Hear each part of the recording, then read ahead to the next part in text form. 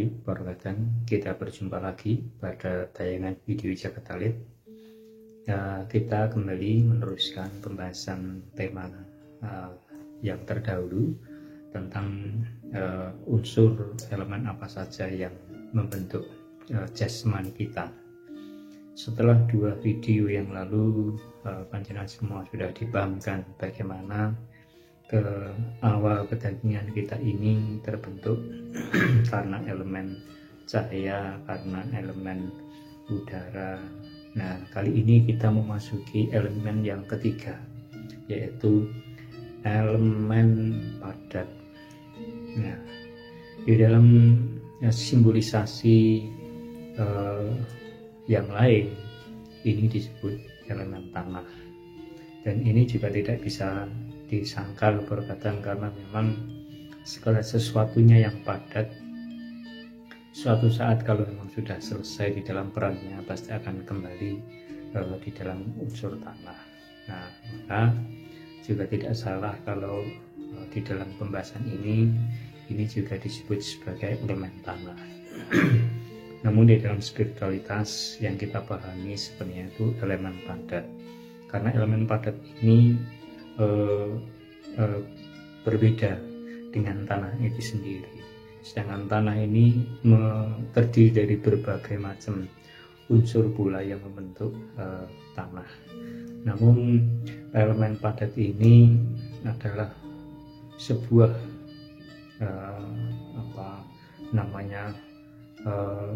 peristiwa di mana dengan kehendak yang terjadi, maka apapun yang sudah direncanakan itu, baik yang memiliki fungsi-fungsi tertentu ya, dan akhirnya bisa memadat untuk membentuk sebuah kedagingan atau membentuk sebuah perwujudan. Jadi perkataan unsur padat ini adalah unsur yang ketiga dan tidak bisa dilepaskan dari semua unsur yang ada yang membentuk jasmani kita. Perkataan unsur padat ini bagian dari manifestasi yang terjadi di dalam alam semesta ini, di mana pada proses di dalam rahim, sel-sel yang terbentuk pada awalnya yang terdiri dari 2 unsur cahaya dan udara ini, itu bermanifestasi, berubah wujud menjadi sesuatu yang padat. Nah, sesuatu yang padat ini ke depan akan berkembang, bertumbuh di dalam bentuk-bentuk kedagingan. Nah, ini perkataan proses peristiwa bagaimana sesuatu yang awalnya bersifat cahaya, yang awalnya dilingkupi dengan udara, tapi menjadi sesuatu yang bisa disentuh, bisa dilihat. Ini adalah proses yang luar biasa, proses di mana itu di luar penalaran kita, karena itu proses keajaiban yang terjadi pada awal mula pada sel-sel yang mendahului atau mengawali dari perwujudan kita. Jadi perkataan secara peristiwa ya, karena kita tidak bisa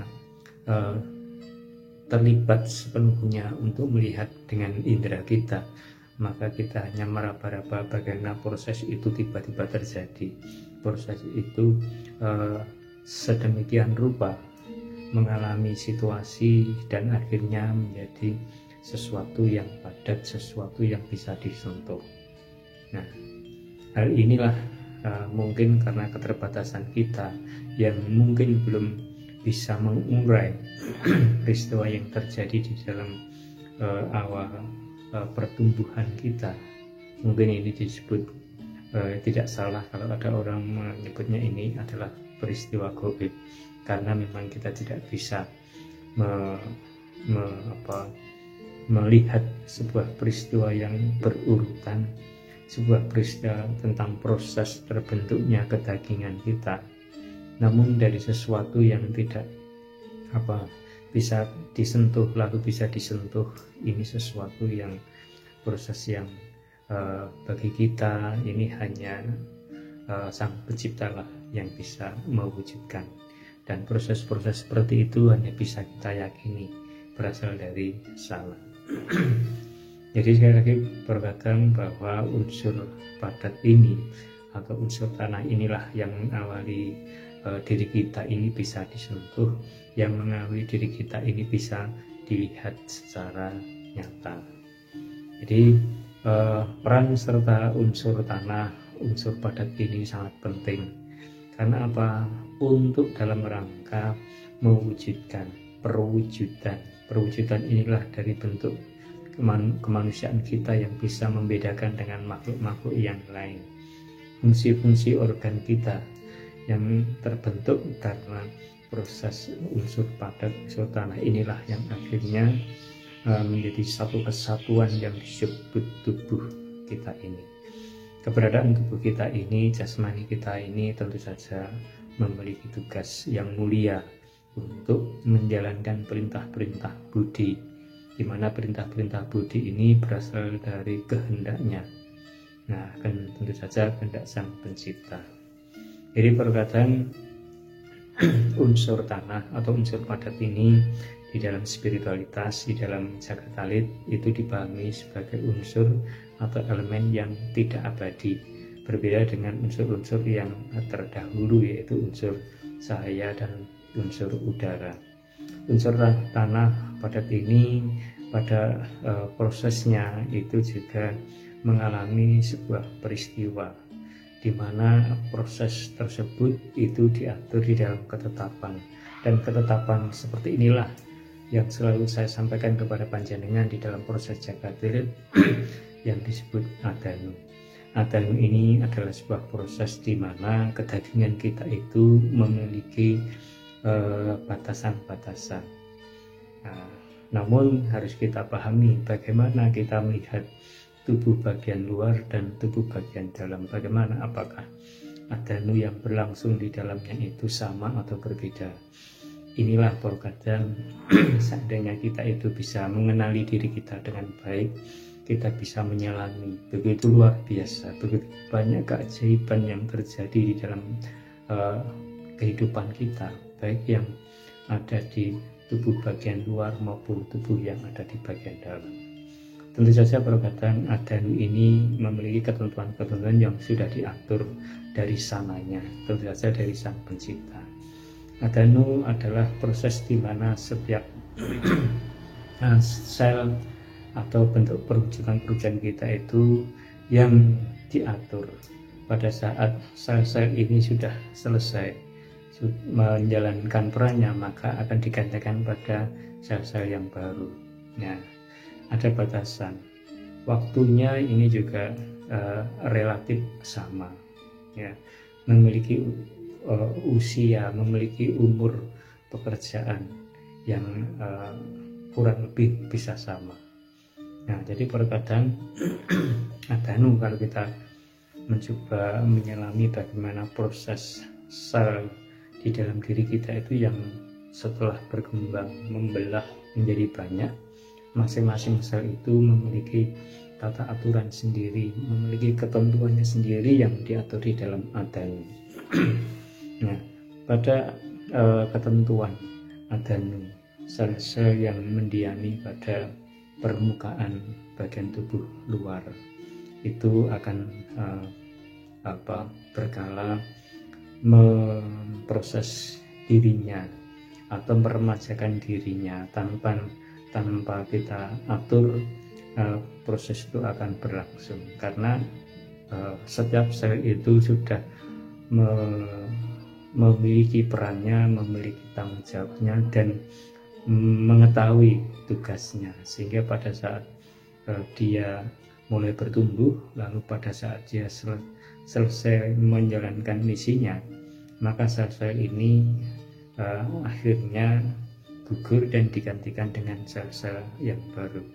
Dan proses ini terjadi pada bagian tubuh kita yang berada di permukaan luar, terutama pada bagian-bagian kulit kita, perkataan pada rambut juga seperti itu. Nah, apapun yang ada di dalam permukaan bagian tubuh luar kita itu mengalami hal yang sama, walaupun jaringan perwujudannya itu berbeda, ada yang padat, ada yang setengah padat. Nah, jadi terkadang kita menjadi tahu kalau pada tubuh bagian luar itu mengalami situasi diatur dengan ketentuan yang seperti itu. Maka pada organ-organ bagian dalam tentu saja berbeda cara berprosesnya.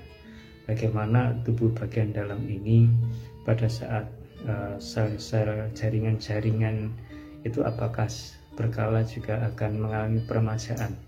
Nah, inilah perkataan. Jadi tentu saja ada mekanisme yang diatur di sana.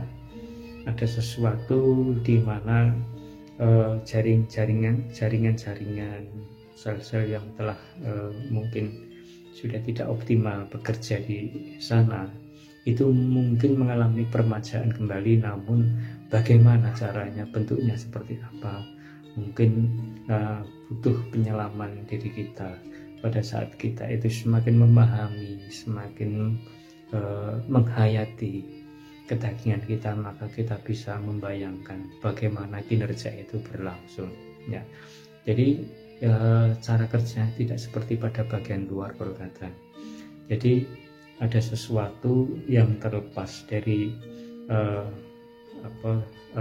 sel-sel bagian dalam organ diri kita itu, yang akhirnya akan keluar menjadi sampah-sampah, dan sampah-sampah ini tentu saja pasti akan dikeluarkan lewat saluran-saluran yang sudah ditentukan. Berbeda dengan tubuh bagian luar kita. Tubuh bagian luar kita ini juga kalau kulit kita itu sudah berproses untuk peremajaan kembali, maka dengan sendirinya akan terlepas, baik itu kita paksa ataupun terlepas dengan sendirinya. Jadi perbaikan-perbaikan proses-proses ini terjadi biasanya seperti yang saya sampaikan pada tayangan sebelumnya. Rata itu terjadi pada saat kita menjalankan proses istirahat ya, terutama tidur. Pada saat kita tidur berbagai macam peristiwa itu terjadi untuk meremajakan kedagingan kita. Jadi perkataan elemen padat, elemen tanah ini membentuk perwujudan kita. Inilah yang akhirnya kita mendapati di dalam jasmani manusia itu ada yang padat, ada yang tidak padat. Ya, misalnya saja kalau yang padat itu bisa dikategorikan dengan tulang, sedangkan yang tidak padat itu bisa dikatakan ada kulit, ada daging, dan ada jaringan-jaringan lembut yang lainnya.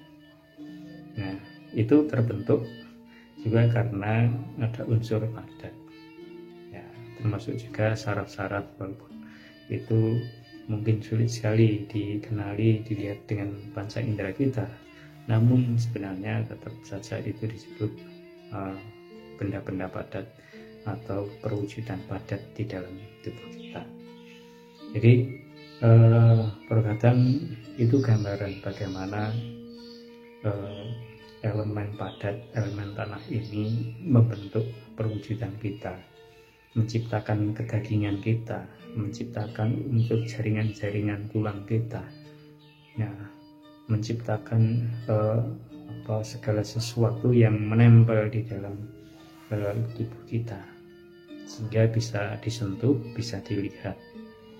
Nah, dengan demikian, dengan elemen padat ini, tubuh kita ini bukan berbentuk roh, tapi juga berbentuk secara fisik.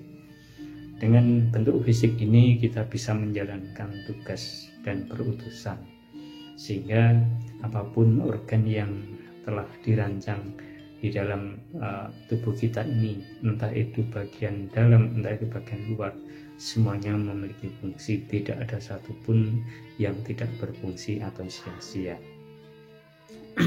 Jadi perkataan satu lagi bahwa elemen padat, elemen tanah ini juga di dalam perannya, di dalam pemahaman spiritualitas ini membawa warisan ciri dan bentuk dari para pendahulu kita, terutama dari orang tua kita, sehingga di dalam kedagingan, di dalam bentuk jasmani kita kadangkala itu ada ciri-ciri yang sama, ada ciri-ciri yang identik dengan orang tua kita, nenek kita, ataupun